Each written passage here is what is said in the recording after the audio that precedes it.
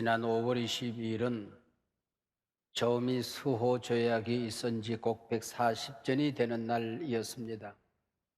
세문안 교회에서 이를 기념하는 예배가 있었는데 저는 그날 설교하면서 이 일은 국가 간의 장사나 해보자, 정치적인 영향이나 끼쳐보자 하는 조약에 불과했지만은 하나님께서는 국가 간의 이기심을 뛰어넘어서 복음을 전하는 신묘막측한 일을 행하셨다. 그렇게 제가 선언을 했습니다. 오늘은 한서망교회가 31주년을 맞이하는 감사 예배의 날입니다.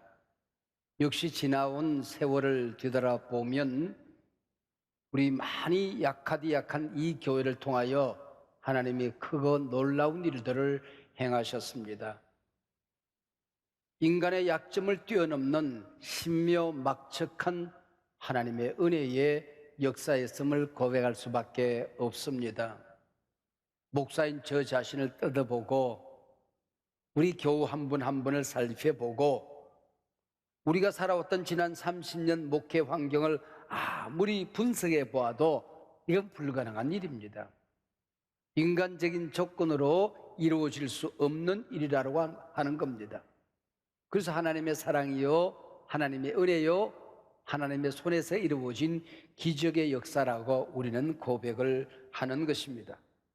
이 역사적인 순간에 열왕기하 7장 말씀을 통해서 복음 시대를 여는 하나님의 신비란 제목으로 은혜를 나누고자 합니다. 지난주일 우리는 물에 빠진 쇠도끼 사건과 함께 하나님의 사람 엘리야의 통찰로 아람 군대 공격을 번번이 막아낸 사건을 다루었습니다. 그 마지막 절이 6장 23절인데요.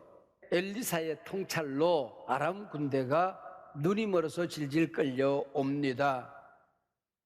그리고는 포로가 되어버려요. 이 포로병들을 죽이는 것이 아니라 오히려 후한 대접을 해서 돌려보냈더니 다시는 아람이 이스라엘을 공격하지 않았다 하는 말로 막을 내립니다.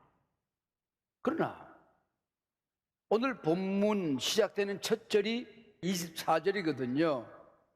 한 절 사이에 대단히 당황스러운 내용이 나옵니다. 이후에 아람 왕 벤하닷이 그의 온 군대를 모아 올라와서 사마리아를 에워쌌다. 그렇게 되어져 있습니다. 23절과 24절 한 절 사이에 꽤나 긴 시간이 흘러갔다는 겁니다. 그 안에 많은 사건들이 지나갔습니다. 그리고는 벤하닷이 다시 사마리아 북이스라엘을 공격했다. 그 얘기입니다. 우리 머릿속에 지나가는 생각이 하나 있어요.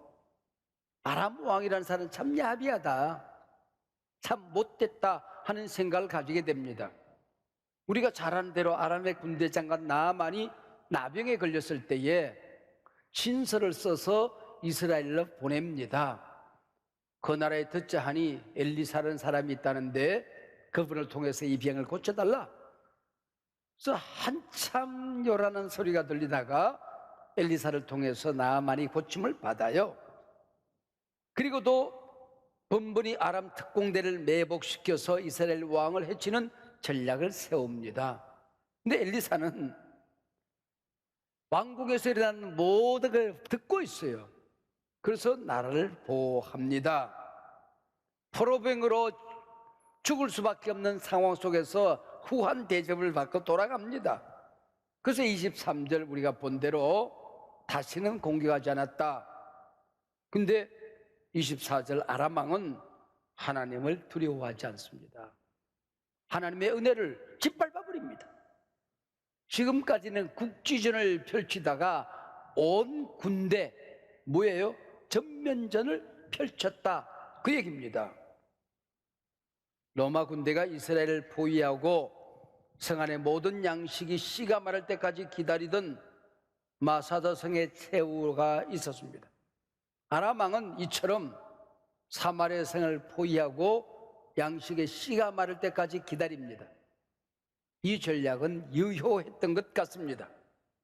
마침내 사마리아 성내의 모든 양식이 떨어졌습니다. 율법에 부정한 음식으로 금지된 나귀 머리가 고가에 팔리고 있었습니다. 더러운 비둘기 똥이 비싼 가격에 거래되는 판이었습니다. 입에 담기도 민망한 일들이 일어났습니다. 오늘은 내 자식을, 내일은 네 자식을 잡아먹는, 인육을 먹는 진풍경까지 성내에서 벌어지고 있었습니다. 이스라엘 왕은 백성들의 원성 소리를 듣습니다. 베옷을 입고는 희생양을 찾습니다. 엘리사가 아람 군대를 돌려보낸 게 화근이 되었다고 생각하고 31절 왕이 이르되 사밧의 아들 엘리사의 머리가 오늘 그 몸에 붙어 있으면 하나님이 내게 벌 위에 벌을 내리실지로다. 엘리사의 목이 몸에 붙어 있으면 목을 자르겠다고 얘기 아닙니까? 아람 왕이나 이스라엘 왕이나 그놈이 그놈입니다. 이러한 6장의 말씀의 배경을 등에었고 드디어 7장의 문이 열려집니다. 7장 1절 엘리사가 임금과 장관들과 군사들과 백성들을 위로합니다. 내일 이맘때쯤 되면은 세상같이 양식이 쌓여 있을 것이다. 아주 싼 값에 양식을 구할 수 있으니까 하나님께로 돌아가자 그럽니다. 이러한 예언적 축복이 위정자들에게는 터무니없는 속임수처럼 들린 모양입니다. 나라의 재정 형편을 가장 잘 알고 있던 장관 한 사람이 하늘에서 하나님이 창을 내신들 어찌 이런 일이 가능하겠는가? 하늘에서 만나나 내리면 모르겠거니와 그 얘기입니다. 언제나 그렇습니다. 현실적 위기 상황을 곧잘 분석하면서도 믿음이 없는 사람들, 하나님의 살아계심을 믿지 않는 사람들, 하나님의 역사하심을, 하나님의 사랑을 믿지 못하는 사람들은 하나님의 말씀을 비웃지요. 신령한 세계가 안 보이니까 복음을 부끄럽게 여깁니다. 십자가를 부끄럽게 여깁니다. 하나님이 하신다는 이 말을 부끄럽게 여깁니다. 기억하세요. 우리가 하나님의 역사를, 구원의 역사를 부끄러워하면 하나님의 심판대 앞에서 하나님께서 우리를 부끄럽게 여길 것이라고 말씀하셨습니다. 하나님의 역사, 예언의 말씀을 비웃는 장관에게 엘리사는 선포해버립니다. 내일 이맘때쯤 태산처럼 쌓이는 양식을 네 눈이 볼 거다. 그러나 내 입이 먹지는 못할 것이다. 저주를 해버리는 겁니다. 그게 2절이에요. 위기시대라고 모든 사람이 말을 해요. 모든 사람이 걱정, 근심에 쌓여 있어요. 그리고 오늘 우리 현실의 문제를 곧잘 분석해요. 신문이나 뒤적거렸으니까. 그러나 이때 길을 만드는 사람은 많지 않습니다. 내가 대안이 되겠다고, 나 혼자라도 굳건히 일어서 있을 것이라고, 나라도 신앙을 지키겠다고, 말씀대로 살아보겠다고 일어서는 사람이 많지 않다고 하는 것입니다. 여러분 기억하십시다. 하나님은 위기보다 크신 분이십니다. 막다른 곳에서도 길을 내시는 분이십니다. 하나님의 역사를 부인하고 예언의 말씀을 비웃던 장관, 이에 대한 엘리사의 예언이 어떻게 이루어졌습니까? 16절 엘리사의 예언대로 혼성의 양식이 쌓여져 있었어요. 근데 17절 그 양식을 관리하고 예언의 말씀을 비웃던 이 장관은 양식을 구하기 위해서 밀려나오는 백성들의 발에 밟혀 죽습니다. 거기서 끝나는 게 아니에요. 19절 20절에 가서 보면 하늘에서 하나님께서 창을 내신들 이게 어찌 가능하겠느냐? 출애굽 상황에서 있었던 만나의 기적 사건까지 조롱을 합니다. 백성들이 이 장관을 밟아서 죽였다 그렇게 되어 있어요. 아니 한 나라의 장관이 백성들의 발에 밟혀 죽는 게 뭐가 그리 자랑스러운 일이라고 성경은 짤막한 성경 안에서 한 장 안에서 두 번씩이나 똑같이 반복적으로 기록하고 있는 것일까요? 후대 독자들에게, 이 사건을 접하는 많은 사람들에게, 하나님의 역사를 부인하는 사람, 하나님의 말씀을 비웃는 사람, 복음을 부끄러워하는 사람, 하나님께서 어떻게 다루는지 똑똑히 보라는 것입니다. 강조하고 또 강조하기 위해서 성경은 이 부끄러운 사건을 반복적으로 기록하고 있는 것입니다. 모든 것이 불가능해 보이는 이 상황 속에서 하나님께서 기가 막힌 역사를 행하게 됩니다. 해질 무렵에 성 밖에서 20살 된 나 환자들이 국을 할 수도 없고 풀을 뜯을 곳도 없고 이래 주거나 저래 주거나 마찬가지다. 가서 아람 군대에게 가서 국을 하고 죽자. 그런데 가서 봤더니 아람 군대가 한 명도 없는 거야. 양식이 태산처럼 쌓여 있는 거야. 은검보화 의복들이 절비하게 널려져 있는 거예요. 그리고 먹고 마시고 감추고 숨기고 난리 법석이 난 겁니다. 이때 성경은 참 재미있는 기록을 남깁니다.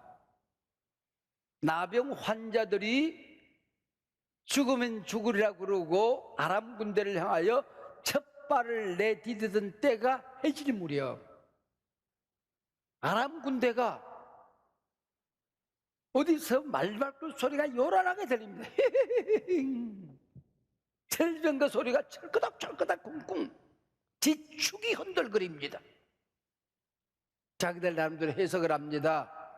이스라엘이 주변의 강대국들과 교섭해서 어마어마한 군대가 달려오는구나 그렇게 생각하고 죽기 전에 도망가자.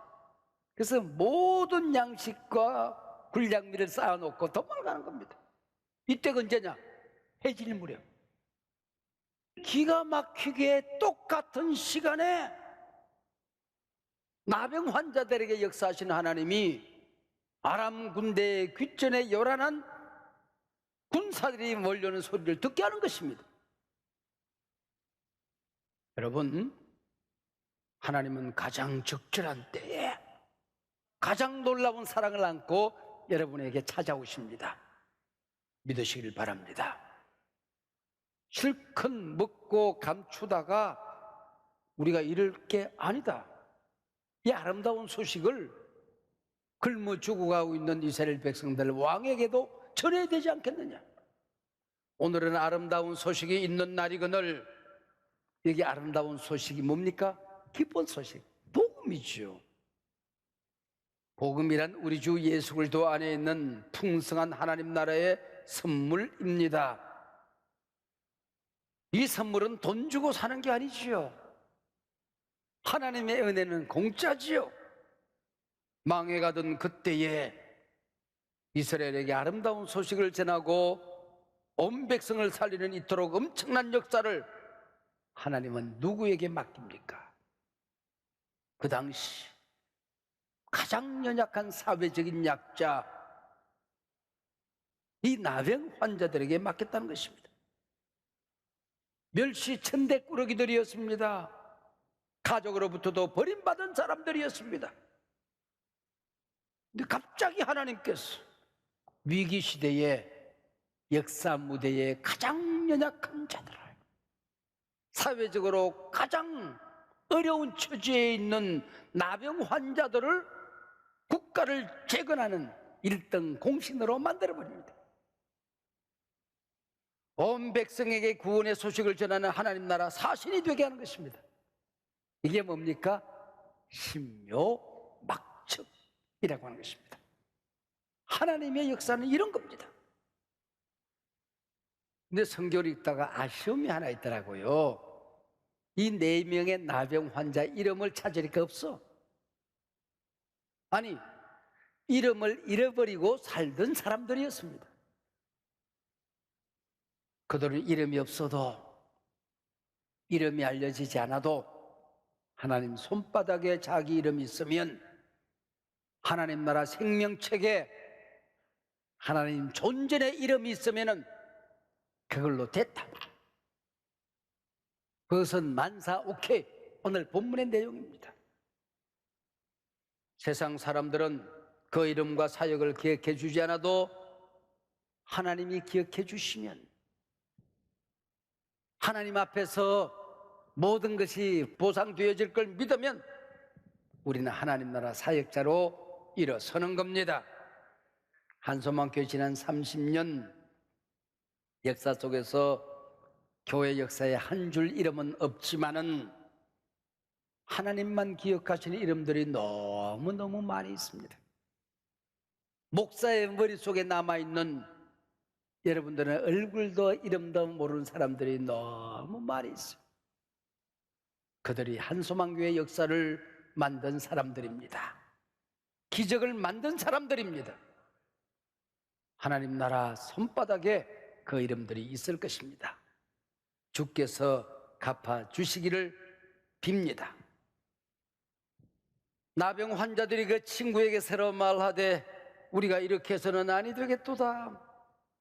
오늘은 아름다운 소식이 있는 날이거늘 우리가 침묵하고 있도다. 만일 밝은 아침까지 기다리면 벌이 우리에게 미칠지니, 이 말씀은 우리가 기쁜 소식을 이 세상에 전하지 아니하면 그 핏값을 우리 손에서 잡겠다는 에스겔서 3장 18절의 말씀을 기억나게 하는 말씀입니다. 나 환자들이 전한 소식으로 사마리아 성의 모든 백성들은 짱값에 배불리 먹었고 헐벗은 자가 없었습니다. 우리는 헐값이 아니라 공짜로 값없이 생명을 얻었습니다. 구원을 얻었습니다. 천국을 얻었습니다. 그뿐이 아닙니다. 이 시대를 섬기는 은혜의 정상에서 우리는 신앙생활하는 복을 누리게 된 것입니다. 한 번도 세상을 섬기라는 꿈을 꾸지 못했던 나병 환자들이 하나님 손에 붙들 때 이 멋진 사역을 감당했습니다. 하나님은 못나도 쓰시고 가난해도 쓰시고 병들어도 쓰시고 하나님께서는 연약해도 쓰시는 분이십니다. 이중섭의 그림 중에 은지화라는 게 있어요. 당시 예능인들은, 예술인들은 모두가 배가 고파서 가난했어요. 근데 구상 시인은 돈이 좀 있었던가 봐요. 구상 선생이 나타나면은 예술인들이 술을 얻어먹습니다. 밥을 얻어먹습니다. 이중섭도 구상 선생에게 밥과 술을 얻어먹어요. 구상 선생이 밥값 내야지, 술값 내야지 그랬더니 주머니를 뒤지니까 담배 한 자루가 들어있는 담배꽉이 있어요. 담배 한 자를 입에 물고 그 속에는 은지화를 끄집어내서 거기 그림을 그려요.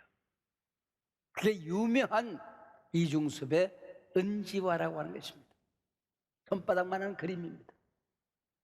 명작 중에 명작으로 꼽힙니다. 화가는 은지화에도 구겨진 종이에도 명작을 남기는 것입니다. 시인은 몽당 연필을 손에 들고도 멋진 시를 남기는 것입니다. 하나님의 손에 붙들리면 명작으로 살아가게 되는 것입니다. 하나님이 나를 사랑하시면 우리의 손 안에서 기적이 일어나게 되는 것입니다. 은혜의 역사가 만들어지게 되는 것입니다. 저는 적어도 지난 31년 한손목교회 역사는 이런 역사라고 저는 해석을 하는 것입니다. 하나님이 하셨습니다. 내일도 하나님이 하실 것입니다. 포위된 사마리아 성처럼 강단 위에서 번영신학, 성공신학이 난무하던 우리 금간신학 아닙니까? 낙이 대가리가 밥상에 오르듯이 선포되지 말아야 될 말씀들이 이 강단에서 난무하고 있었습니다. 결국은 신뢰는 땅에 떨어지고 한국교회는 무당푸닥거리가 되어져 가고 있고 세상의 극단적인 진영 논리가 교회 안에서 난무하고 있었습니다. 심지어는 주님의 피 묻은 교회에 세워진 교회를 비판하는 일로 강단 설교를 대신하는 일들이 그동안 있었습니다. 이것이 낙이 되가립니다. 이제 온 세상이 들고 일어나서 교회를 물고 뜯어도 우리는 믿어야 됩니다. 이 교회를 지켜야 됩니다. 이 교회는 주님의 피 위에 세워진 교회입니다. 내가 내 교회를 세우리니 이 반석 위에 내 교회를 세우리라. 말씀을 지켜야 됩니다. 예배를 지켜야 됩니다. 생명력 있는 예배를 드려야 됩니다. 타협하지 않는 하나님의 말씀을 증거해야 됩니다. 입으로 말해야 될 때 말하고 행동해야 될 때 행동함으로 말미암아 오늘 교회가 무엇인지를 세상에 보여주어야 할 때입니다. 코로나19 이후 우리 사회, 우리 한국교회가 이전으로 돌아갈 수 있을까? 그토록 평범했던 일상으로 돌아갈 수 있을까? 많은 사람들이 걱정을 합니다. 가르쳐 드릴까요? 못 돌아갑니다. 그것으로 돌아가서도 안 됩니다. 코로나19 2년 이상 보내면서 우리는 알았습니다. 한국교회가 돌아가야 할 곳은 Back to the Bible, 하나님의 말씀입니다. 십자가의 자리입니다. 초대교회의 자리입니다. 성령이 계시는 곳입니다. 주님의 심장 속에는 바로 그 교회입니다. 이제는 자식들 출세시키겠다고 자식의 영혼 잡아먹는, 오늘은 내 아들 내일은 네 아들 잡아먹는, 인육을 먹는 오늘 본문의 사건으로 돌아가서는 안 됩니다. 코로나19 이후에 가장 큰 과제가 있다고 한다면 한국교회가 다음 세대를 세울 수 있을 것인가 하는 것입니다. 우리나라가 저출생의 문제를 해결할 수 있을 것인가 하는 것입니다. 이 문제 해결하지 않으면 지구촌에서 가장 먼저 이 나라는 소멸되게 되는 것입니다. 교회가 다음 세대를 세우기 위하여 목숨을 걸어야 합니다. 지난 30년이 한소망교회를 은혜의 정상에 세우는 일이었다고 한다면 앞으로 30년은 적어도 다음 세대를 새롭게 세워서 저들을 통하여 한국교회를 세우는 일입니다. 우리 사회를 세우는 일입니다. 국제사회 속에서 이리 뛰고 저리 뛰는 우리의 자녀들을 보는 것입니다. 이 일을 위하여 하나님께서 오늘 우리 교회를 이곳까지 인도하신 것입니다. 오늘 본문이 우리에게 약속하는 바가 한 가지 있습니다. 나는 내가 택한 백성을 내가 지킨다. 나는 내 백성을 버리지 않는다. 양식을 싸질머지고 와서 저들이 놀라서 불량미를 태산처럼 쌓아놓고 도망가는 것처럼 저들 적군의 손에 있는 양식을 빼앗아서라도 나는 내 백성을 지킨다. 기도원의 300용사는 칼이 없었지만은 여호와의 칼이여, 기도원의 칼이여, 나팔 하나 불었더니 자기들까지 자중질환이 일어납니다. 우리 손에 칼이 없는데 자기들 손에 있는 칼로 자기 아군을 죽이게 만드는 분이십니다. 우리 하나님은 이런 분이십니다. 할렐루야. 여러분, 현실로 보면 위기 상황 맞아요. 이런 위기 없었어요. 저도 살 만큼 살았는데 내 생에 처음 보는 위기예요. 무엇보다도 영적인 위기, 교회의 위기 맞습니다. 현실로 보면. 그러나 우리는 살아계신 하나님을 믿습니다. 지난 30년 동안 발 디딜 곳 하나 없이 터전이 없는 바로 거기에 한소망교회가 서서 오늘의 역사를 이루었습니다. 지금도 새롭게 세우려고 하니까 영적인 터전이 무너졌어요. 신뢰가 무너졌어요. 갈 길이 안 보여요. 그러나 우리는 믿습니다. 지난 30년 은혜의 정상까지 인도하신 하나님께서 이 교회를 더 높은 곳으로 인도하여 주실 줄로 믿습니다. 우리를 통하여 이 역사를 행하신 하나님께서 우리 다음 세대를 통하여 그 놀라운 정상으로 인도하여 주실 것을 믿습니다.